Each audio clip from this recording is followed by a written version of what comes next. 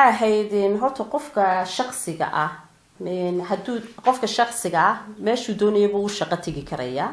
ama UN ha u shaqeeyo ama international agencies ka ha u shaqeeyo taas waxa weeyaan ikhtiyaar uu iska leeyahay laakiin marka aad ka tirsan tahay xisbi aad ka tirsan tahay waliba xisbi xaakim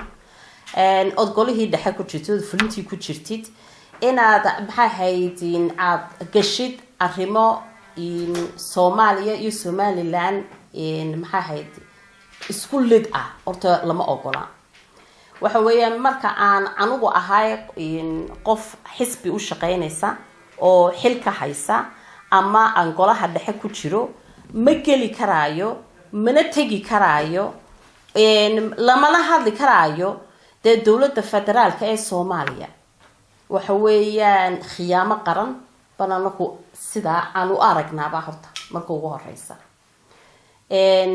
waxa weeyaan waynu ogeyn 31st of October markii aynu doorashada aynu bilaabeynay inaynu galno ololeyaashii aynu doorashada sameeynay maxamed cabdilaahi cumar wuu yimi waxa lagu soo dhaweeyay Cigaal International Airport xisbiga kulmiyana ku soo dhaweeyay iyo ku calaamadoodii iyo ubaxyadoodii wuxuu dhan wata wuxuu tagay Gabiile wuxuu tagay Arabsiya uu ka hadlay oo lagu soo dhaweeyay isagoo ah qof ka tirsan xisbiga kulmiye una hadlaya at that same time uu ka tirsanaa hay'adan uu imika ka shaqeeyo marka ay kulmiye airportka internationalka ah ee Hargeysa ay ku soo dhaweynayeen markuu Arabsiya uu ka qudbadeynayay markuu Gabiile uu ka qudbadeynayay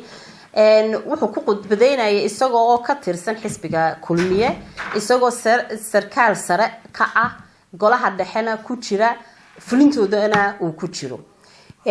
at the same time na wuxuu kamid ahaa saraakiisha ka shaqeeya maxaa ahayd NGO ga la yiraaho muxuu ahaa Center for Humanitarian Dialogue waxaan NGO iyaduna maxaa ahayd international uu ka shaqeynayay taa midna dalaaloomaba diidinba although at international ama UN ta aanad ka shaqeyn karayn haddaad u ololeynaysid maxaa ahayd xisbi qaran ama maxaa ahayd xukuumadda tay doonaysaba ha ahaato laakiin taanaka aad iyo aad nooga yaabisay waxa weeyaan isagoo sarkaal xisbiga kulmiya ah inuu haddana uu tago maxaa ahayd xamar oo uu la soo kulmo ra'iisul wasaarihii xamar waxa weeyaan khiyaamo qaran ma ahana wax maxaa ahayd la ogolaan karaayo iyadoo Somaliland aynu ognahay inay dad badan ay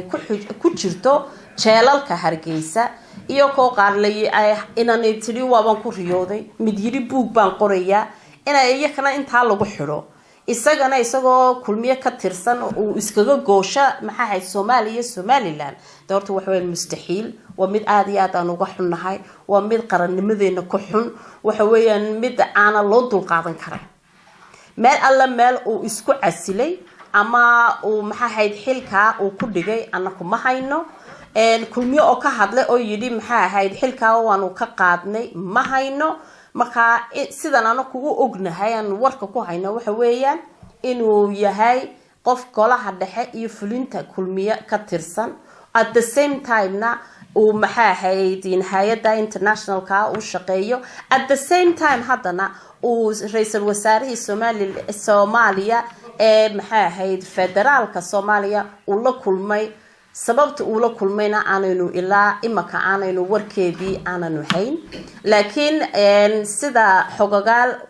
maxaa ilaa xogagaala oo fara badan ayna soo wargelisay waxa weeyaan inuu u sii gogol xaadaayo inay hay'adda uu ka shaqeeya ay dilaal ka noqoto wada hadaladii Soomaaliya iyo Somaliland marka dadku waxay isweydiinayaan xukuumadda cusub ee kulmiye ma dilaalnimo bay ku caanbixi doonaan waa mar ay shirkad dilaala oo Somaliland ay keenaan waa mar wada hadaladii laga maxaa dilaal loo noqdo waxa kale dilaalka laga noqon doonana waynu sugi doonaa